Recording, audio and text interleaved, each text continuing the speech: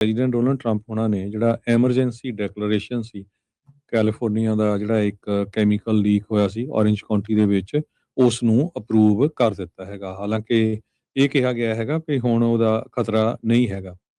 Fire fighters ਨੇ ਵੀਰਵਾਰ ਨੂੰ ਅਲਰਟ ਕੀਤਾ ਸੀ ਵੀ ਜਿਹੜੇ ਕੈਮੀਕਲ ਵੇਪਰ ਆ ਉਹ ਲੀਕ ਹੋ ਰਹੇ ਹੈਗੇ ਆ GKN ਐਰੋਸਪੇਸ ਜੋ ਗਾਰਡਨ ਗਰੋਵ ਦੇ ਵਿੱਚ ਹੈਗੀ ਆ, ਉੱਥੇ ਇੱਕ ਟੈਂਕ ਵਿੱਚੋਂ ਜਿਹਦੇ ਵਿੱਚ ਮੈਥਾਕ੍ਰਿਸਲੇਟ ਇਹ ਜਿਹੜਾ ਹਾਈਲੀ ਫਲੇਮੇਬਲ ਟੌਕਸਿਕ ਈਪੌਕਸੀ ਆ ਜੋ ਕਿ ਗਲਾਸ ਬਣਾਉਣ ਦੇ ਲਈ ਯੂਜ਼ ਕੀਤਾ ਜਾਂਦਾ ਹੈਗਾ। ਸੋ ਉਹਦੇ ਕਰਕੇ ਲੋਕਾਂ ਨੂੰ ਇਵੈਕੂਏਟ ਕੀਤਾ ਗਿਆ ਸੀ। ਇਸ ਟੈਂਕ ਦੇ ਵਿੱਚ 7000 ਗੈਲਨ ਦੇ ਕੈਮੀਕਲ ਸੀਗੇ। 40000 ਲੋਕਾਂ ਨੂੰ 40 ਤੋਂ 50000 ਤੱਕ ਜਿਹੜੇ ਲੋਕ ਆ ਔਰੇਂਜ ਕਾਉਂਟੀ ਦੇ ਉਹਨਾਂ ਨੂੰ ਇਵੈਕੂਏਟ ਕੀਤਾ ਗਿਆ ਸੀਗਾ। ਸੋ ਇੱਕ ਦਿਨ ਤੋਂ ਵੱਧ ਲੋਕ ਜਿਹੜੇ ਆ ਬਾਹਰ ਆਪਣੇ ਘਰਾਂ ਤੋਂ ਰਹੇ ਹੈਗੇ ਆ। ਉਸ ਤੋਂ ਬਾਅਦ ਕੈਲੀਫੋਰਨੀਆ ਦੇ ਗਵਰਨਰ ਗੈਬਨ ਨਿਊਸਮ ਨੇ state of emergency orange County ਦੇ ਲਈ ਡਿਕਲੇਅਰ ਕਰ ਦਿੱਤੀ ਸੀ ਤੇ ਨਾਲ ਦੀ ਨਾਲ ਪ੍ਰੈਜ਼ੀਡੈਂਟ ਡੋਨਲਡ ਟਰੰਪ ਉਹਨਾਂ ਨੂੰ ਬੇਨਤੀ ਕੀਤੀ ਸੀ ਵੀ ਫੈਡਰਲ ਐਮਰਜੈਂਸੀ ਡੈਕਲੇਰੇਸ਼ਨ ਵੀ ਕੀਤੀ ਜਾਵੇ।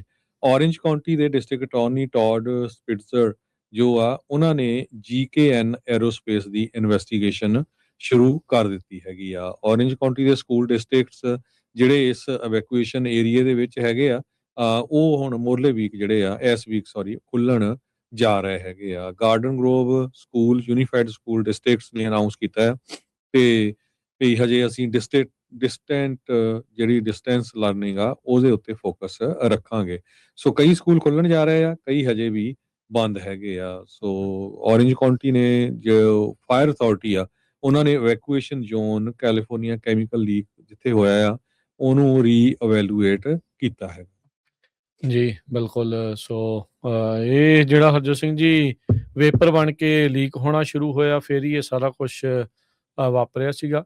ਸੋ ਐਮਰਜੈਂਸੀ ਡੈਕਲੇਰੇਸ਼ਨ ਜੋ ਕਰ ਦਿੱਤੀ ਗਈ ਹੈ ਟਰੰਪ ਹੋਣਾ ਦੇ ਦੁਆਰਾ, ਉਹਦੇ ਨਾਲ ਡਾਇਰੈਕਟ ਫੀਮਾ ਦੇ ਦੁਆਰਾ ਜਿਹੜੀ ਫੈਡਰਲ ਅਸਿਸਟੈਂਸ ਆ ਉਹ ਇਹਨਾਂ ਨੂੰ ਮਿਲ ਜਾਵੇਗੀ।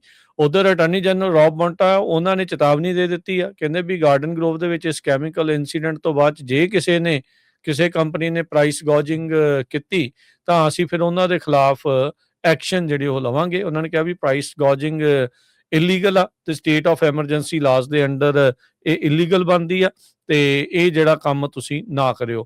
ਕਹਿੰਦੇ ਵੀ ਕੈਲੀਫੋਰਨੀਆ ਦੇ ਵਿੱਚ ਹਾਊਸਿੰਗ, ਫਿਊਲ, ਫੂਡ ਤੇ ਹੋਰ ਵੀ ਐਸੈਂਸ਼ੀਅਲ ਗੁੱਡਸ ਆ ਉਹ ਡਿਕਲੇਅਰਡ ਐਮਰਜੈਂਸੀ ਤੋਂ ਬਾਅਦ 'ਚ ਜੇ 10% ਤੋਂ ਵੱਧ ਵਧਾਉਂਦੇ ਆ ਤਾਂ ਉਸਨੂੰ ਪ੍ਰਾਈਸ ਗੋਜਿੰਗ ਮੰਨਿਆ ਜਿਹੜਾ ਹੋ ਜਾਂਦਾ ਆ ਤੇ ਜੇ ਕੋਈ ਇੱਦਾਂ ਕਰਦਾ ਆ ਤਾਂ ਉਹਦੇ ਖਿਲਾਫ ਜਿਹੜਾ ਉਹ ਐਕਸ਼ਨ ਲਿਆ ਜਾਵੇਗਾ। ਸੋ ਇਹਨਾਂ ਨੇ ਇੱਧਰ ਇਸ ਸੰਬੰਧ ਦੇ ਵਿੱਚ ਚੇਤਾਵਨੀ ਵੀ ਦੇ ਦਿੱਤੀ ਹੈ।